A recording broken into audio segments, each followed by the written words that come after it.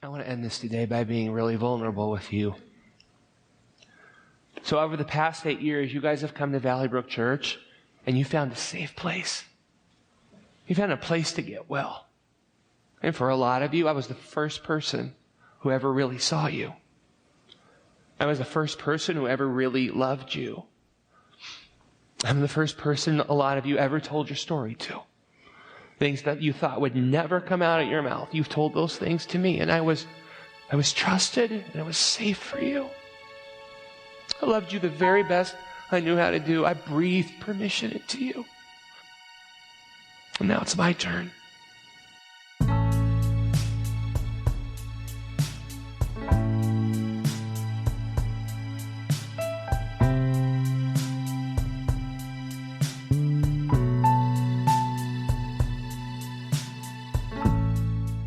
You're listening to Cool and Unusual Punishment Presents Chosen.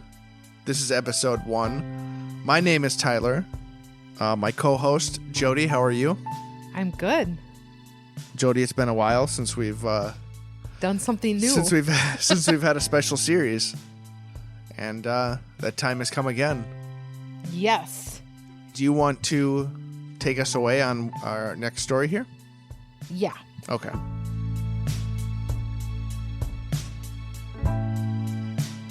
So we're starting this series in a different sort of way. I'm going to be reading verbatim something called the Crisis Intervention Team Executive Summary of Recommendations and Findings. And by the end of this first page, you will understand what we are going to be talking about this season. Okay. Galatians 6, 1-3. Brothers, if anyone is caught in any transgression, you who are spiritual should restore him in a spirit of gentleness. Keep watch on yourself, lest you too be tempted. Bear one another's burdens, and so fulfill the law of Christ. For if anyone thinks he is something, when he is nothing, he deceives himself. Spiritual abuse is the mistreatment of a person in need of help, support, or greater spiritual empowerment, with the result of weakening, undermining, or decreasing that person's spiritual empowerment. That's a quote from The Subtle Power of Spiritual Abuse by David Johnson. The American Association of Christian Counselors have a simple definition of spiritual abuse. Spiritual abuse is the use of faith, belief, and/or religious practices to coerce, control, or damage another person for a purpose beyond the victim's well-being. Spiritual abuse occurs when someone experiences treatment that confuses, weakens, and decreases their perception and walk with God.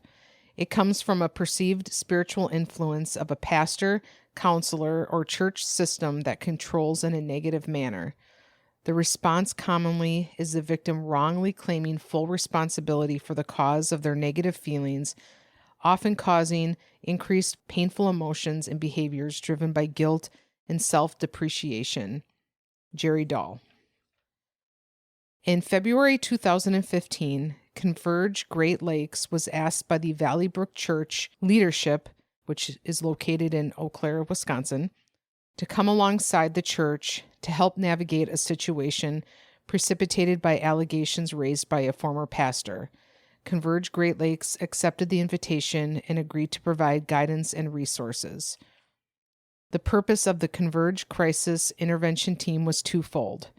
Number 1, to talk with anyone within the entire framework of Valleybrook Church, including past and present members, attendees, and staff, and assess if anyone was subjected to spiritual or emotional abuse at Valleybrook since its origination, and, if necessary, to refer those people to appropriate Christian counseling resources. If other attendees expressed an interest to have time with the counselors, they were also welcomed to set up appointments. Number 2, to analyze and organize findings from those conversations, and if any situations are deemed abusive, to make recommendations to the overseers to make needed changes to ensure that by God's grace this would not occur again.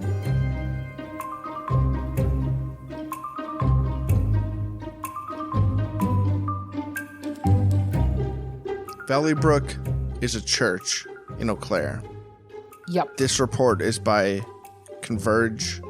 Converge Great Lakes, which is like the parent church. I see. Okay. Yeah. We will talk in a later episode soon to come more about Converge and their relationship to Valleybrook in a bit more detail, as well as like Valleybrook's inception and how long that they've been around. I do want to specify that this series is about things that occurred and were investigated in 2015. This is not a commentary on Valleybrook as it operates now in the present. Right, because it still operates now. It still operates now. It never ceased to operate. Yep. And I am not speaking to what they're doing now or anything like that. Any reference to Valleybrook now during this series will only occur when somebody who was involved in this now is still at Valleybrook, and that will be noted. Understood. The aim of this was to objectively listen to any concerns people wanted to raise. Probing questions were posed to clarify topics brought up by the people being interviewed. Many people had positive things to say, and most were careful in their concerns. Interview facts. The Converge Crisis Intervention Team, which is going to be called CIT, consisted of 8 persons, plus 2 administrative persons, taking notes for 2 separate subgroups conducting interviews. The 2 team leaders each have master's degrees in counseling and together have a combined 52 years of pastoral experience. One team leader received his master's degree in counseling from Trinity Evangelical Divinity School in Deerfield, Illinois, and the other team leader is licensed in Michigan. Their bios, as well as bios for the rest of the team, were attached to this report as Appendix 1.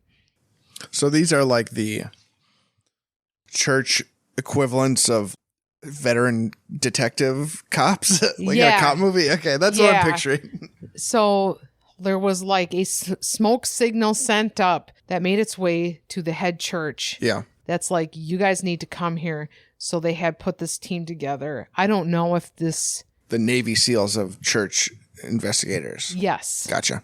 The CIT conducted 57 appointments in 30-minute interviews March 9th through 10th, 2015. Are there enough hours in those 2 days to fit that many interviews? That's a staggering amount, right? Some long days, yeah.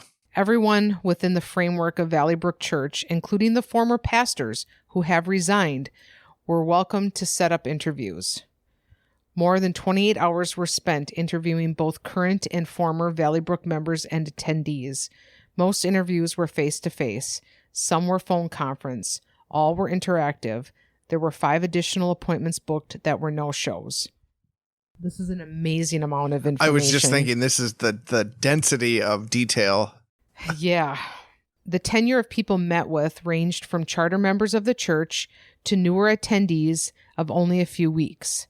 Some people had left the church within 1 year of the former lead pastor's beginning, and some were still at the church and considered it their home.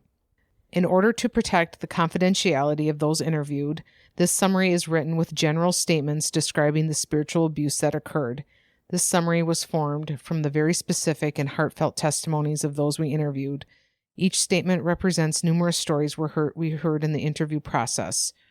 The fundamental question we sought to answer was this: did the pastoral staff fundamentally use their positions and authority to cultivate dysfunctional trust, manipulate people, and violate the codes of ministerial ethics? The overwhelming answer is yes. There is a clear and widespread pattern of spiritual abuse led by the former lead pastor, Doug Lebsack, embraced by the former co-lead pastor, the former teaching pastor, and the current executive pastor. This abusive approach to ministry was taught to others. Some of the overseers, whether intentional or not, also participated in this abuse at worst, and at best were silent when it was taking place.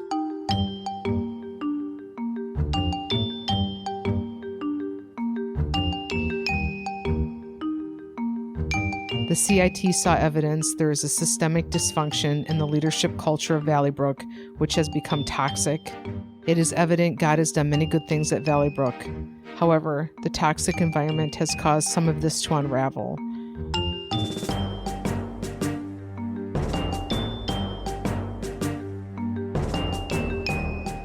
The following statements represent the findings of the CIT investigation. Bullet 1. The pastoral staff exploited the trust of many by creating exclusive dependence on itself. Multiple people conveyed a very similar story of being told they were very special and they would play a significant role in the future of the ministry at Valleybrook, and then, later in the relationship, when they resisted the former lead pastor's spiritual emotional insights, they were shamed. Over and over again, the former lead pastors reported to use statements which gave him exclusive and significant influence. Examples: "No one cares about you more than me," or "I love you and know what you need." Multiple people reported feeling like they had unwittingly put the former lead pastor up on a pedestal as a result of these kinds of interactions. Many people reported that the former lead pastor would get them to divulge very intimate details of their lives and then later use that information against them. This doesn't get better. I mean, I have to imagine, and I'm sure this will become evident, but if the abuser is a religious leader in your church, the inherent authority that comes with being the word of God, behind the things he's saying to you has to be, Yeah, right. People reported the leadership increasingly separated the church from other pastors and churches. People reported the former lead pastor would build doubt in people's minds regarding their family of origin and then would berate their families and pressure them to sever ties. People reported the former lead pastor would frequently say or whisper in their ear, "I love you," "You are chosen," or something to the effect that no one else loves you like I do. People reported that after tearing them down and pointing out all their faults in a very harsh way, the former lead pastor would then tell them how only he loves them and only he has invested so much into their lives. So each of these is like a main bullet, and then there's examples underneath each of them. So I imagine that what happened with this is they got all of this information from these interviews, and like these must have been things that were corroborated by more than one person, you know. Manipulation of past issues in a person's life was frequently utilized to develop extreme and exclusive loyalty, resulting in an unhealthy codependency on a particular leader. Time and time again, the former lead pastor was reported to convert conversations to a counseling-type conversation, seeking to glean some personal struggle. Once that information was gleaned, it was often used in conflicted situations as a reminder of a person's struggle. The former lead pastor was reported to be able to, quote, see someone's heart and life with clarity and accuracy. This special ability of the former lead pastor created a false sense of superiority about him. If people resisted his insights, the former lead pastor was reported to say things like, "After all I've done for you, you treat me this way," or "You have hurt me more than anyone else ever has," etc. People reported that the former lead pastor said that he could see that there was sexual abuse in their past, and when this was rebuffed or denied, he responded by assuring them that they had simply repressed the memory of abuse.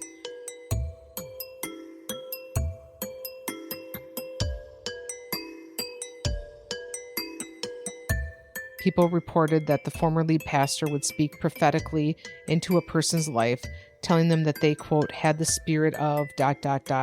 It might be the spirit of deception, offense, suspicion, etc.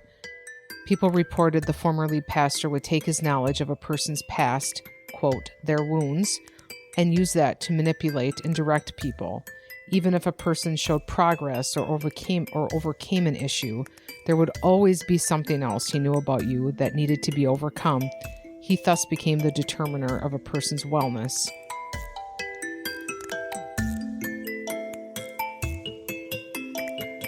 People interviewed said the former lead pastor had a way of turning a person's question into an accusation.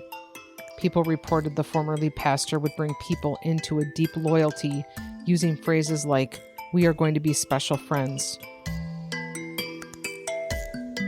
People reported the former lead pastor would foster secrecy in relationships, suggesting that no one else would love you like I do. He would build a special relationship with people and lead them to believe that it was a unique relationship that no one else had, that they would then need to prove themselves worthy of such love given to them. One way to prove that was not to question him.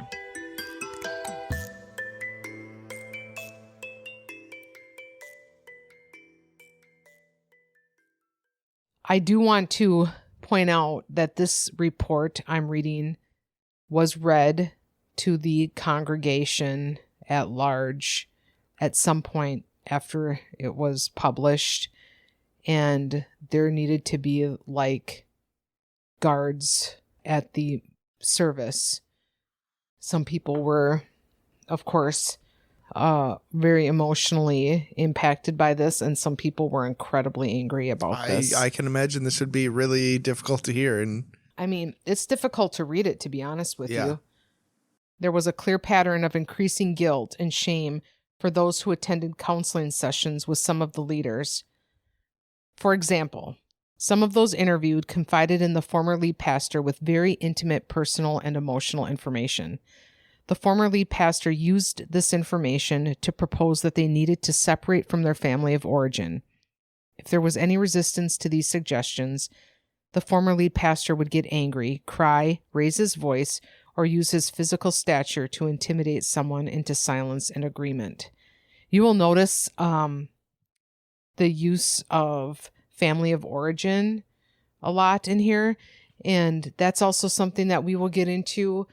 That's a component of a series of classes that a lot of people were encouraged to take, and family of origin is a term to describe, I'm assuming, your family before the church. Yes. Okay. Like your in your family, right? know. Your family. Yes. Yeah. Yeah. Many people reported leaving these kinds of conversations in shock and tears, only to realize a few days later that the conversation had been manipulated. People reported that the former lead pastor would often point out to anyone who questioned him how much he had done for them and how unique a love he had for them. People reported that he had a way of shutting down oppositions or questioning by making a person doubt themselves.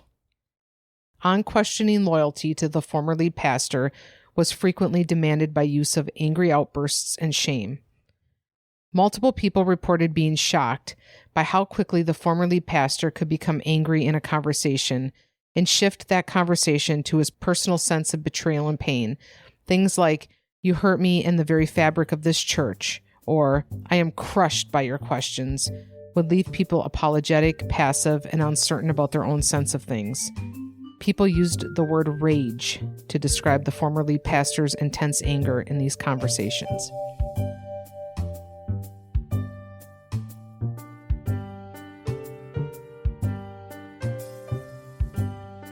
There was a pattern of berating and emotional outbursts, followed by offering affection and a promise of personal investment. Many people talked about how loving the former lead pastor was at their first interaction and how lavish he was with affection. Then, if an angry outburst occurred and he yelled or berated someone, it was quickly followed with, "You know I love you," and another expression of affection. This created a significant cycle of shame and emotional abuse, effectively silencing someone. Some reported feeling ashamed after these kinds of interactions. Many reports were given of anger outbursts or intense finger pointing, followed by very intimate expressions of love or reminders of the specialness of their relationship. People reported the former lead pastor would verbally berate people, even with foul language, and then speak about how much he loved them, and only he loved them enough to speak such truth to them. Many people were promised uniquely special roles in the ministry. Things were said to multiple people, such as, "We are going to build the future of Valleybrook on your strengths."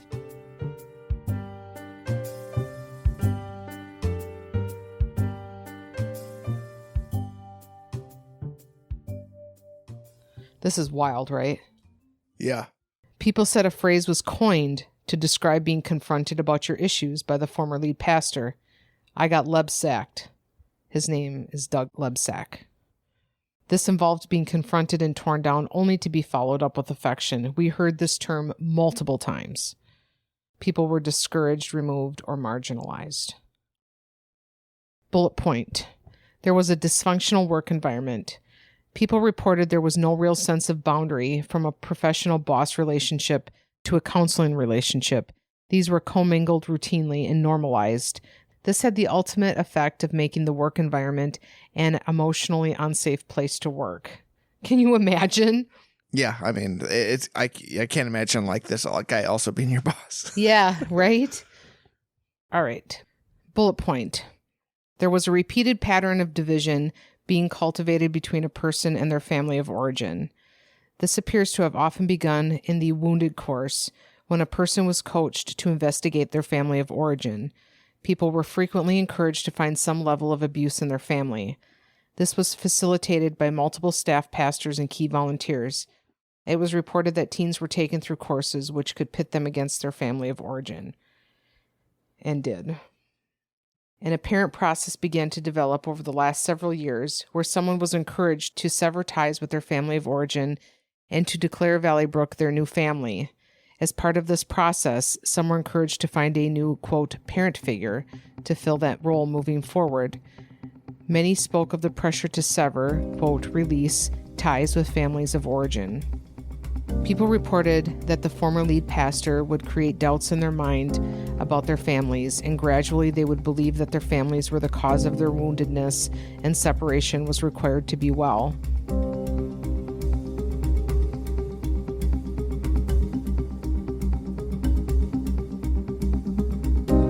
A number of people said the former lead pastor hammered away at their families. Some said the former lead pastor told them they never loved you, speaking of their family of origin. It appears that many people have written letters severing ties to their families of origin. Many more were encouraged to create a wedge within their family to gain distance from the, quote, father who does not love you.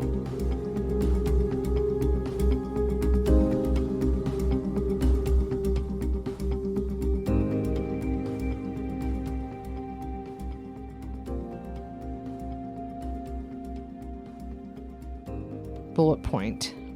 Hesitant questions got defined as a lack of faith, and power and authority were used to demean others. The spiritualization of any kind of resistance reportedly happened over and over. Things were said like, you just don't have the faith, or there is a spirit of fear dominating your thinking right now. While thinking for oneself was heralded from the pulpit in messages, people reported that when they came to the former lead pastor or the former co-lead pastor with genuine questions, hesitations, or simple disagreements, they were accused of having a darkness coming over their spirit.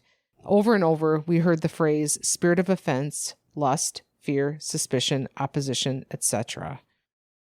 There was a pattern of ungodly language, including profanity, used to describe those who struggled. People reported profanity was expressed in multiple settings by multiple pastoral staff and was encouraged to be used by congregants when they were struggling emotionally. Sometimes that word is the only word that you can use to express how you feel. However, the profanity went beyond emotional counseling and seemed to pervade staff meetings and casual conversations. Many reported the use of the F-bomb word being used by staff. In addition, people reported vulgar language was used to describe people in the congregation during staff conversations and meetings. Coarse language and sexualized comments seemed to be normal. Bullet point. There was an inappropriate and ungodly language which berated people who left or disagreed. Many people reported communicating to the former lead pastor and the overseers their concerns or reasons for leaving. Often they were described as, apparently they didn't want to get well, which is the church's tagline from John 5:6. In many cases, the concerns raised seem to have never been seriously considered. Some people were made fun of after leaving. Reports were given of being called names when disagreeing with the former lead pastor. Bullet point. Confidential counseling information was routinely shared in a variety of contexts with no attempt to shield someone's identity. People reported there were no boundaries between counseling contexts and then public interactions, referencing these private conversations. Staff members were counseled while at work with no real sense of any boundaries. People reported that the material from the wounded course and the pure course were drawn upon in other contexts outside of those settings. Several people reported hearing very personal graphic information of other people's counseling sessions. There was no attempt to shield someone's identity in sharing this information. These counseling details were linked to names in multiple settings, thereby violating any sense of confidentiality. Bullet point. There was a well-established pattern of triangulating people against one another, or not speaking directly to the people involved. The triangulation seemed to happen at multiple levels. This was especially apparent with people who left Valleybrook and the explanations on why they left. Some reported lies were spread about why a person left. This was often discovered when people left Valleybrook and they would reconnect with another former attendee, only to find out what was said about their departure. It's really, calculated. Yeah. And also incredibly desperate, because you don't want anybody... The reason somebody might have actually left might be a reason that would get into the head of somebody else who might be like, oh, wow, interesting. I never thought about it that way. Or, yeah, they aren't wrong there. And then suddenly you have a bunch of people knowing why somebody left. And that reason is maybe they felt like some of these things here that other people were also feeling, but way too afraid to act on. Yeah, it probably doesn't hurt to plant the seed then that person left in part due to making up things about the former lead pastor. Yeah. Triangulation was discovered when the former lead pastor created divisions within a particular team by pitting one member against another. People reported that the former lead pastor would try to separate families by driving a wedge between family members instead of trying to bring them together. Bullet point. There was evidence of an inappropriate relationship between the former lead pastor and the former co-lead pastor. The knitting relationship, which, for anyone listening that's like, what? That is something that we will address in a couple of episodes upcoming in more detail. Okay. Between the former lead pastor and the former co-lead pastor became a normal doctrinal point within Valleybrook Church with no biblical basis. Many people talked about the knitting relationship which had formed between the former lead pastor and the co-lead pastor. Many used words like icky, creepy, and weird. Knitting in its simplest form is like the sewing together of two people's hearts. No one reported seeing anything of any sexual nature between the two of them. Many people reported hearing the former lead pastor say that he would see the former co-lead pastor the first thing in the morning and would be the last person he would see in the evening. At some point, the two of them began sharing one email account and did all meetings together. Many people reported that the former lead pastor and the former co-lead pastor increasingly talked about the relationship as the central focus of sermons. Team 2 listened to the message dated August 11th, 2013, where the concept of knitting together was presented to the congregation, and, in the opinion of this team, the scriptures were utilized out of context. The application that Pastor Doug was like the Apostle Paul, and Pastor Nate was like Timothy was confusing. One night, Jesus got me out of bed. He had me get my Bible, took me downstairs, and he told me something that I was not prepared to hear. He had me open my Bible to 1 Samuel chapter 20, to the story of how God knit Jonathan and David's hearts together as one, and then he told me, that's what I'm about to do with you, Doug. I'm going to knit your heart to the heart of another person, and that person is Nate Hagedorn. And some of you love him, and then some of you don't, because he's young and inexperienced, and he's got a big tattooed sleeve, and he's a little rough around the edges. And not only that, but there's this big bother about his relationship with me. Why are we so close? Why do we do life together? I believe the current question that's in vogue is, what's up with Doug and Nate? I'm not called to do life alone anymore. That's why we told you the story at the beginning, so you could understand that. And I'm specifically called to do life with Nate. Now, you might not get that, but Paul sure did. When you read about the relationship between Paul and Timothy, you quickly learn that they shared something really special in life. Because Paul did ministry with a lot of people, but Timothy was family. If you open up 1 Thessalonians and read it, you can read how close they were. Paul just glows about Timothy in that book. He calls him his true son over and over. And Paul could do that because the church in Thessalonica got it. They saw Paul as human. They knew Paul needed close relationship and that he wasn't called to lead the church alone. So they loved the fact that God had given Timothy to Paul so they could do life and ministry together. Anybody see a parallel in these verses to our church? I do. Because over the last 8 years, I've watched some of the people at Valleybrook Church treat our Timothys like the Corinthians treated Timothy. I'm called. I didn't ask to be a Timothy. I didn't ask to be knit to Doug's heart, nor did he to mine. I have to lead. I have to lead right next to Doug. I can't stand anywhere else. There's no other calling for me on this earth but that. So what's up with Doug and Nate? This is what's up with Doug and Nate. God knit our hearts together. And it is unique and unusual and a little creepy.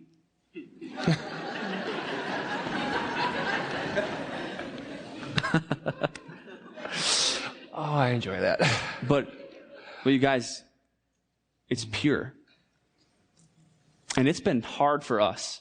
Because what is it? Can you imagine being knit to somebody else? You might think I thought I was knit to my wife. Not until I realized I was knit to him. I love my wife and she loves me and we are close. But this is different. This is God. This does not happen every day. So it's interesting even just talking about it right now. Because I'm like, what in the world am I talking about? This is what God has done. God has called Doug and I to go first in this so that you guys can go next. Other patterns and concerns brought up. Many people talked about how the chosen paper became a point of conflict. While from the pulpit, it was explained that there was room for disagreement. When people sought an audience to clarify, discuss, or even disagree, they were met with dismissal, anger, spiritualizing, or intimidation. People used words like arrogance and pride and the exclusivity of Valleybrook as the Israel of God's affection. And yes, we also will talk more about the chosen paper. Okay. We're going to talk more about all of this. Yeah, this is high level. Yes. Okay. Allegedly, the former lead pastor was informed of a sexual abuse allegation toward a minor in his church by an adult in the congregation. The information on the allegation was never reported. Yeah. Many people talked about spiritualized vulgar language, which had a repressive effect. Here's some examples. Valleybrook has a spirit of a whore. Wow. You look like a D-troll. You love the attention on stage and prostituting yourself. Some reported questionable language being used from the pulpit. There was report of discomfort bringing young family members to services. Some of you did not want a former porn addict teaching you the Bible. You were sure that he was going to go back into porn. Or you were sure that all he was going to attract were perverts and pedophiles into our church and we'd be really unsafe here. Reports were of a centralization of power from the former lead pastor and the overseers. Concern was expressed that change in constitution and statement of faith were never done properly according to the former constitution. Many people sought to get a copy of the changed constitution and could not get a copy. Concerns were brought forth regarding financial management, which requires further investigation. There is a repeated pattern of questions regarding the handling of finances at Valleybrook Church, as well as Mary Clark and Doug Lebsack's involvement in its mismanagement. Mary Clark was in charge of the money. Concerns were expressed that the former lead pastor had eliminated the systems and controls put in place to manage money. Checks and balances that had been put in place were eroded and control was consolidated. The church's use of a ministry house, which is owned by a foundation, was reported. There was a question as to who is living in this house and whether there is proper documentation surrounding the housing allowance of the pastors. Is that normal? It can be. To have like a... Yeah, like there's quite a few churches around here where you'll see next to the church a house. Yeah, it feels like something that would... Okay. Yeah. Questioning who is living there is an interesting situation. Yeah, exactly. The role of the overseers. People reported there is very little trust of the current or former overseers. Can I ask who the overseers are in terms of a church organization? Well, you will see in a lot of the correspondence, overseers sent a lot of the newsletters giving the news about the church. They are supposed to be like that word. Okay. Overseer. Is it like a board of directors? Yeah, I to a would say church? so. Something akin Yes, to that? like a yes, that's a wonderful way to describe it. Okay. People reported there's a pattern of either neglect and or complicity. A significant number of people reported attempting to convey their concerns to the overseers, but with little response or effect. When confronted or questioned, people said there was a pattern of silence or weakness. Based on people's reports, there appears to be a pattern of blaming the victim with phrases of, "You must have misunderstood," "You need to listen to that sermon again," or "You shouldn't have come at that time to the overseers meeting." The overseers allowed the errant teachings of Doug, Nate, Grant, and Mary to continue. The changes to the Statement of Faith and Constitution were allegedly done without adequate congregational knowledge or voice. People voiced concern regarding how and why the overseers allowed spiritual and emotional abuse to happen. Based on testimonies received, the CIT's opinion is the executive pastor and the former teaching pastor were directly responsible for spiritual abuse, along with the former lead pastor and former co-lead pastor. People reported the executive pastor used profane language with others. It was reported that the knitting relationship between Pastor Mary and Dan Green was improper and required an intervention by Mary's family.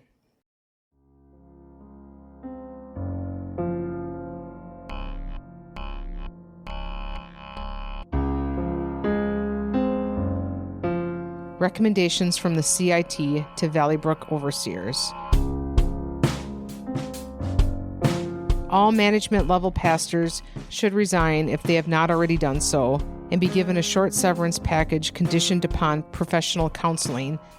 A Converge representative should read aloud the findings and recommendation to the church at a designated church-wide meeting. A professional review or audit should be conducted immediately by an outside entity. If embezzlement or significant mismanagement is discovered, consideration of legal action should be examined. Terminate the Valleybrook version of the Wounded course and eventually replace with the originally published Wounded. Suspend the Pure course for the next season of ministry. They can only be restarted when professionally trained people can facilitate the courses. Confrontation of Doug, Nate, Grant, and Mary as the key people creating and maintaining this abusive environment. The confrontation should require confession statements to be written, approved by the transitional leadership team, and read to the congregation only after genuine repentance begins to bear fruit. Each of these 4 pastors needs to enter into a humble, submitted restoration process, pursuing true healing and wholeness. If in agreement, teams will be set up involving at least 2 pastors from other churches and a few leaders from within the church. Professional counseling is a required must for each.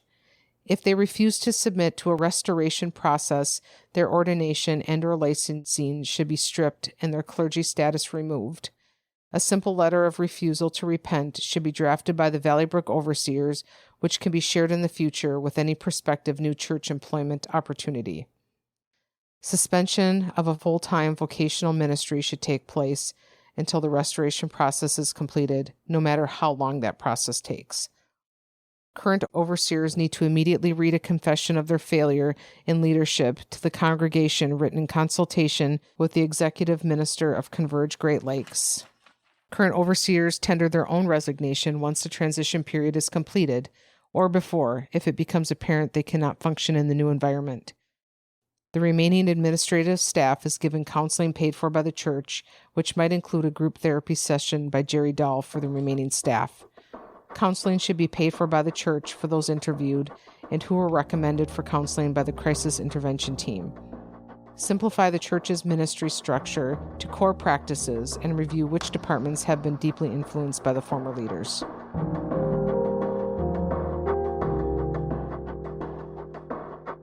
Conclusion. A total renovation of the leadership culture of Valleybrook needs to take place. This will take time and require much prayer and commitment on the part of those who remain. The churches of Converge Great Lakes and others stand ready to walk side by side with you during these days. Our prayer for Valleybrook is, in spite of all that has taken place, that one day God will be glorified once again in this place.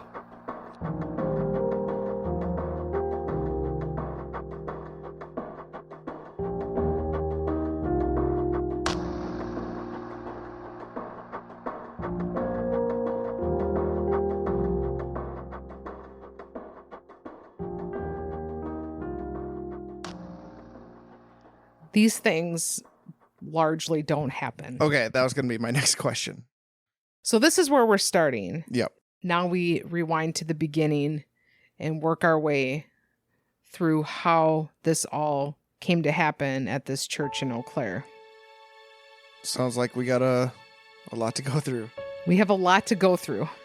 So thank you everybody for listening. We'll be back with another episode soon. Stay tuned. Stay tuned.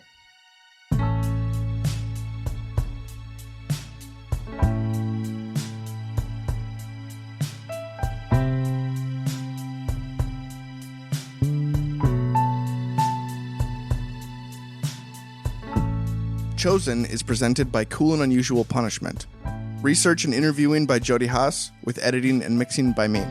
Our theme music for this series is by Zavely, with additional music by Rick Dickard, AG Music, John Wright, and Christian Ayan. This podcast is a proud member of the Nerd and Tie Network, a coalition of Wisconsin-produced shows that you can find at nerdandtie.com. Our website, where you can find links to the material and documents we reference, is coolandunusualpunishment.com.